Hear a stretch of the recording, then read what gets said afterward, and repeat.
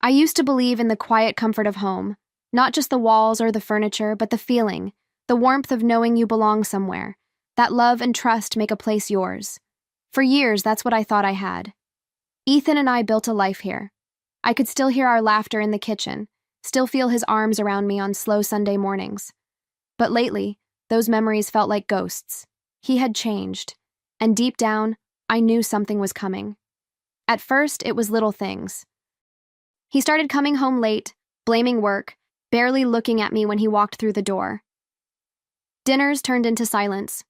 His phone was always in his hand, always turned away from my view. I told myself it was just stress, just a rough patch. But the truth was louder than my denial. Love doesn't just disappear overnight. It fades, slowly, painfully, leaving behind an emptiness that's impossible to ignore. And then, the moment I had been dreading arrived. One evening, without hesitation, without remorse, he looked me in the eyes and said, "I want a divorce." Just like that. No discussion, no explanation, no chance to fight for what we had. And then the real knife. He wanted me out of the home we had built together, because he was moving someone else in. His voice was cold, final, as if I were nothing more than a temporary guest. I stood there, staring at him, feeling the weight of his betrayal settle deep in my chest. He expected tears, anger, a desperate plea to stay, but I gave him none of it. I swallowed every emotion, locked my pain behind a steady gaze, and nodded. And then, without a word, without looking back, I walked away. I don't remember grabbing my things. I don't remember walking out the door. It's strange how, in moments of deep betrayal, the mind shuts down, protecting itself from the full weight of the pain. I was moving, breathing, existing, but I wasn't there. My body went through the motions while my heart tried to process the impossible. How did we get here? How did he get here? Outside, the night air hit my skin like ice, but I barely felt it. I walked down the driveway, past the garden I had planted with my own hands, past the porch where we once sat, talking for hours. My home, my life. And just like that, I was supposed to let it go? To leave it behind while she, whoever she was, moved in, took my place, slept in my bed? The thought was nauseating, but I swallowed it down. I wouldn't give Ethan the satisfaction of seeing me break. I reached my car and hesitated, my hands gripping the door handle. Inside, the house was still lit, the shadows of movement flickering through the windows. He was still there, standing in my home, already erasing me from it. My fingers tightened, my breath shallow. This wasn't fair. None of this was fair. But I refused to be the woman who begged a man to stay, who fought for someone who had already chosen to betray her. If he thought I would crumble, he didn't know me at all. So I got in my car, turned the key, and drove away. Not because I had lost, but because for now, I needed to step back and let him believe he had won. I drove with no destination, just the hum of the engine and the dull ache in my chest. The city lights blurred past me, neon reflections sliding over the windshield like ghosts of a life that, until tonight, had felt solid. I should have cried. I should have screamed, broken down, done something. But I didn't. There was only silence inside me, a heavy, suffocating quiet that wrapped around my ribs like steel. Somewhere along the way, I pulled into an empty parking lot, my hands still clenched around the steering wheel. My wedding ring caught the light, a cruel little glimmer against my skin. I stared at it, remembering the day Ethan slid it onto my finger, whispering promises he never intended to keep. Till death do us part. The irony burned. With one slow breath, I pulled it off and placed it on the dashboard. A meaningless circle, a lie I had worn for far too long. I leaned back in the seat, closing my eyes, letting the weight of it all settle. I had lost my home, my husband, my sense of safety. And yet, beneath the grief, something else stirred. Something unexpected. A quiet, steady realization. He thinks he's won. Ethan believed he had all the power, that he could throw me out like I was nothing, rewrite our story to make himself the hero. But he didn't know the truth. I opened my eyes, exhaling slowly. The house was never his. I didn't reach out to him. I didn't call. I didn't beg for explanations or closure. Let him think I had disappeared, licking my wounds somewhere, broken and defeated. That's what men like Ethan wanted, to see the proof of their power in the wreckage they left behind. But I refused to give him that satisfaction. Instead, I waited. I watched, and I let him dig his own grave. It didn't take long for him to flaunt his so-called victory. He moved her in almost immediately. I imagined him walking through the house with her, pointing out the furniture I picked, the artwork I chose, the space I built. The thought of them there together would have shattered me once.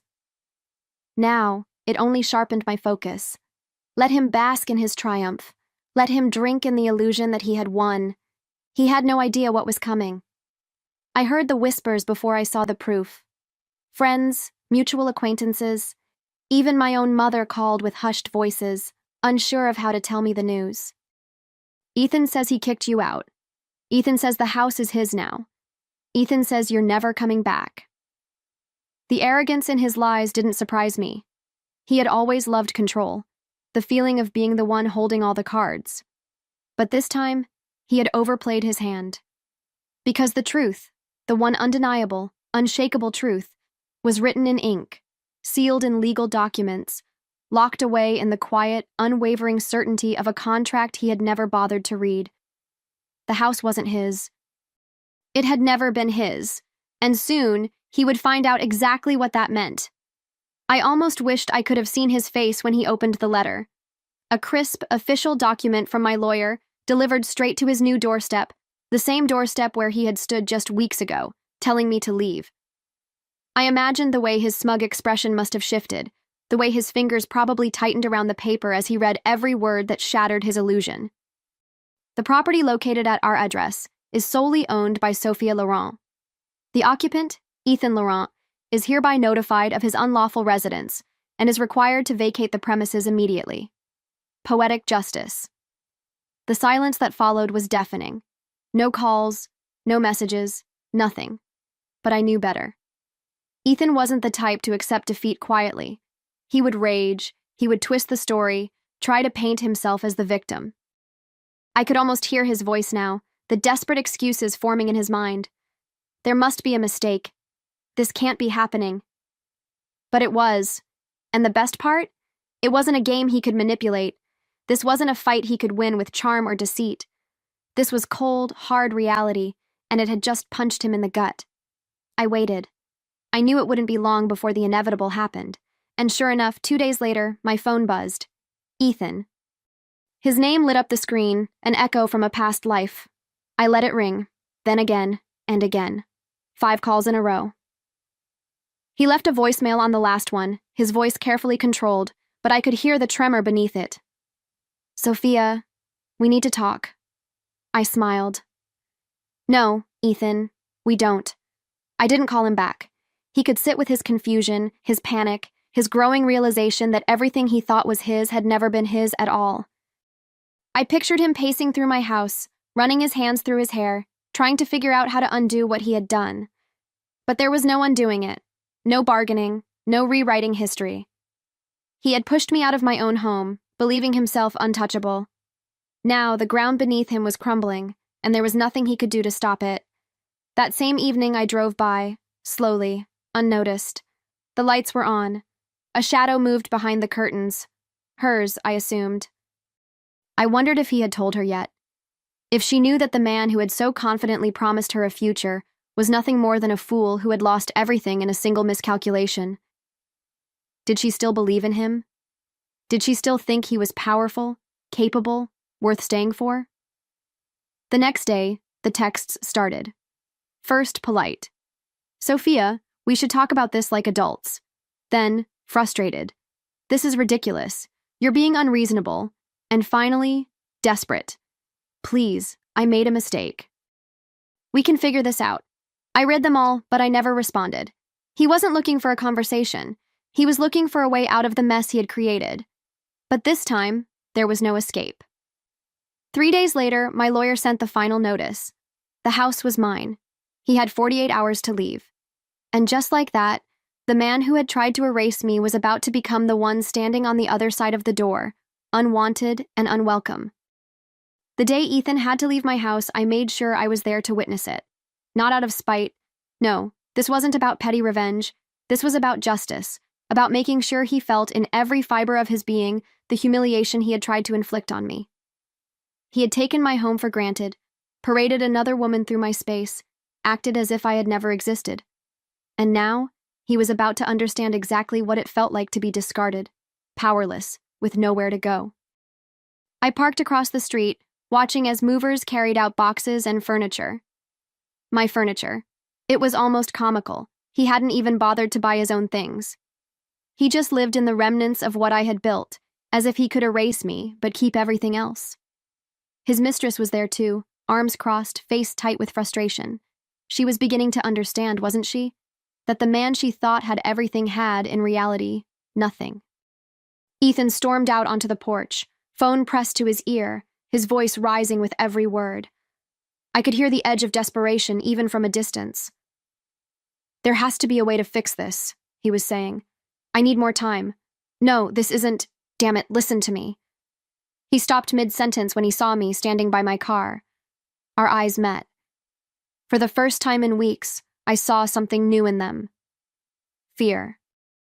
Ethan lowered his phone, his grip tightening around it like it was the last thing he had control over. I could see the wheels turning in his head, the calculations, the frantic search for a way out. But there was none. Not this time. His mistress, what was her name? I had never even bothered to find out, stood beside him, arms crossed, her expression shifting from anger to something closer to panic. She had bet on the wrong man, and she knew it. I took my time walking toward the house that was mine again. The movers kept working, carrying out his boxes, his clothes, his fragile ego, and dumping them onto the sidewalk like discarded trash. I wondered if this was how he thought I had felt when he told me to leave. Except I hadn't been reduced to pleading. I hadn't been exposed in front of an audience, stripped of dignity. No, I had walked away with my head high. He was the one being dragged out. He took a step toward me, lowering his voice as if that would somehow change anything. "Sophia, can we talk?" The words came forced, coated with the kind of fake sincerity I had once fallen for. But I wasn't that woman anymore. I tilted my head, watching him struggle. "Talk?" I repeated, as if the idea was foreign to me. "About what, Ethan? How you tried to steal what was never yours? How you threw me out and thought you'd won?" I let my gaze drift toward his mistress. "Or maybe you want to explain to her why she's about to be homeless too." Her face hardened. She turned to him, her voice sharp. "You told me this was yours." Ethan didn't answer. He couldn't. Ethan's jaw clenched, his eyes darting between me and her, like he was trying to salvage something. His pride, his lies, maybe even his last shred of control. But there was nothing left to save. He had built his empire on deception, and now it was collapsing around him, brick by brick. His mistress, now just another casualty in his self-destruction, took a step back, arms still crossed, but her confidence was unraveling. I crossed my arms, mirroring her stance. "Guess he forgot to mention that, didn't he?" My voice was even, calm. I wanted her to feel it, to understand, in real time, exactly what kind of man she had thrown her lot in with. He didn't own the house, never did. And now, both of you need to be out, today. She turned on him, her patience snapping like a frayed wire. "Is that true?" she demanded. "You told me this was your house, Ethan." He tried, but the words stuck. The truth had backed him into a corner, and for once, there was no charming his way out. His mistress scoffed, shaking her head in disgust. Then, without another word, she spun on her heel and marched inside, no doubt to pack whatever dignity she had left. Ethan exhaled, a hollow sound, then turned back to me. His face was different now. The arrogance was gone, the bravado shattered. For the first time, I saw him for what he really was, small. "Sophia," he said, softer now, almost pleading. I held up a hand, cutting him off. "Save it." I didn't need an apology, didn't need his regret, his excuses, his desperate attempts to undo the damage. He had made his choice, and now he had to live with it. I stepped back, watching as the last of his belongings were dumped onto the sidewalk. "You told me to leave," I reminded him, my voice carrying the weight of every betrayal, every moment he had made me feel like nothing. I met his eyes, steady, unwavering. "Turns out I was just letting you borrow my home." Then, with a slow, deliberate movement, I walked up the porch steps, turned the key in my door, and stepped inside. The last thing I heard before I shut it behind me was Ethan's voice, calling my name, filled with a desperation that came far too late. I locked the door behind me and exhaled, slow and steady. Outside, I could hear the shuffle of footsteps, the low rumble of movers lifting the last of Ethan's things. His voice was muffled now, distant. He was still out there, but it didn't matter. Not anymore. This house was mine, and for the first time in weeks, it felt like mine again. I pressed my palm against the wooden surface of the door, feeling the solid, familiar weight of it beneath my fingertips.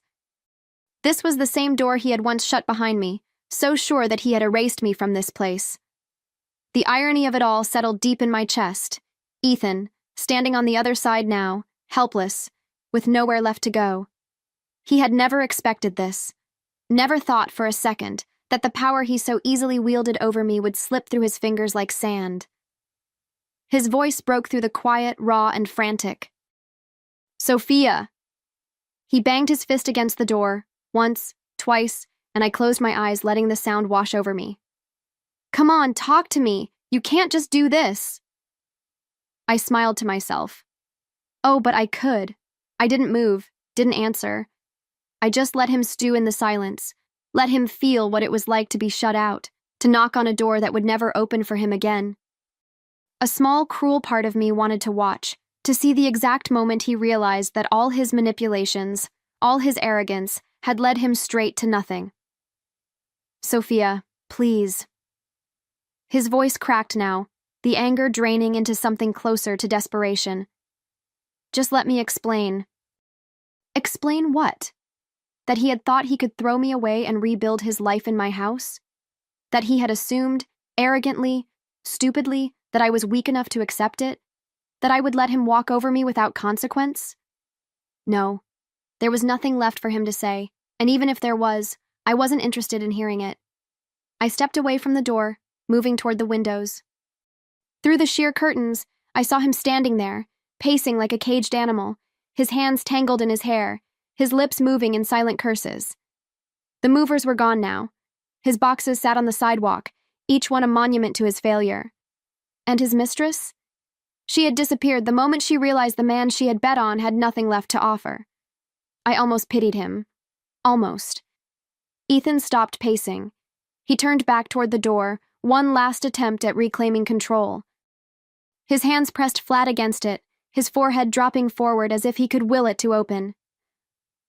"Sophia, I messed up." His voice was quieter now, stripped of all bravado.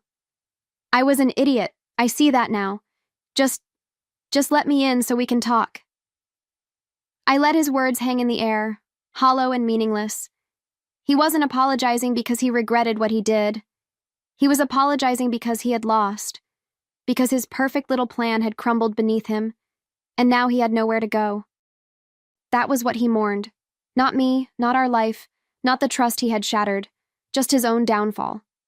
I took a deep breath, steady and unshaken, and reached for the lock, not to open it, but to flip the deadbolt into place. The sound was loud in the quiet night, a final, undeniable answer. His breath hitched. I could hear it, could almost feel the weight of his realization sinking in. There was no second chance. No saving this. No coming back from what he had done. I rested my hand on the door for a moment, savoring the victory, not just over him, but over the version of myself that had once loved him, that had once believed in him.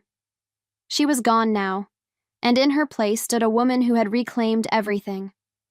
"Goodbye, Ethan," I said, my voice calm, steady. And then, without another glance, I turned and walked away. The silence in the house felt different now.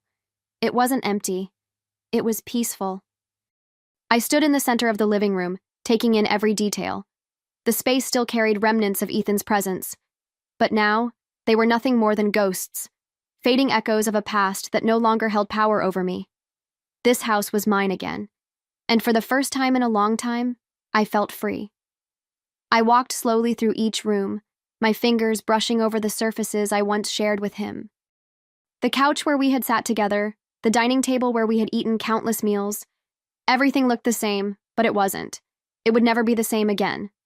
And that was a good thing. This wasn't just a house, it was a symbol of everything I had survived, everything I had reclaimed. A deep breath filled my lungs, and I let it out, releasing the last remnants of anger, of betrayal, of hurt. I wasn't carrying it anymore. I wasn't his anymore. I had spent too much time mourning what was already dead. Now, it was time to rebuild. Not just the house, but myself. That night, I poured a glass of wine and stepped out onto the balcony. The air was cool, crisp, carrying the scent of autumn. I leaned against the railing, feeling the quiet hum of the city below, the gentle rhythm of life moving forward. And then, across the street, I saw him. Ethan. He stood there, just beyond the street lamp's glow, half hidden in the shadows. His shoulders hunched, hands stuffed into his pockets, the weight of his downfall pressing down on him. He wasn't the same man who had once smirked at me, so sure of his control, so convinced he would never have to face consequences. No, the Ethan standing there now was small, lost. For a brief moment, I wondered what he was thinking. Did he regret it? Did he finally understand what he had thrown away? Or was he still searching for a way back in, a way to manipulate, to twist, to salvage whatever scraps of power he thought he had left? I took a slow sip of my wine, letting the rich taste settle on my tongue, letting the moment stretch between us, unspoken and heavy. He was waiting for something, a sign, a chance, but there was nothing left for him here. Then, as if finally realizing it himself, he exhaled, a long, defeated breath. His head dropped slightly, his hands tightening inside his pockets. And then, without another word, he turned and walked away. I watched him go, his figure shrinking into the night, step by slow, reluctant step. There was no grand confrontation, no last-ditch plea for forgiveness. Just a man who had lost everything, finally understanding that there was nothing left to fight for. And me? I didn't feel anger. I didn't feel sadness. I just felt done. The wind rustled through the trees, carrying the faint sound of a city that didn't stop for heartbreak or regret. I lifted my glass to my lips again, savoring the taste, the quiet, the finality of it all. This wasn't about revenge anymore. It wasn't even about Ethan. This was about me. About standing in the ruins of what once was and realizing I didn't have to rebuild the same way. Tomorrow, I would start fresh. Maybe I'd repaint the walls, rearrange the furniture, strip away every last trace of him until the space truly felt like my own again. Or maybe I wouldn't. Maybe I'd just wake up, stretch in the sunlight spilling through my windows, and breathe in the newness of my life untouched by anyone else. With one last glance at the empty street below, I turned and stepped back inside. I shut the balcony door, drew the curtains, and left the past standing outside where it belonged.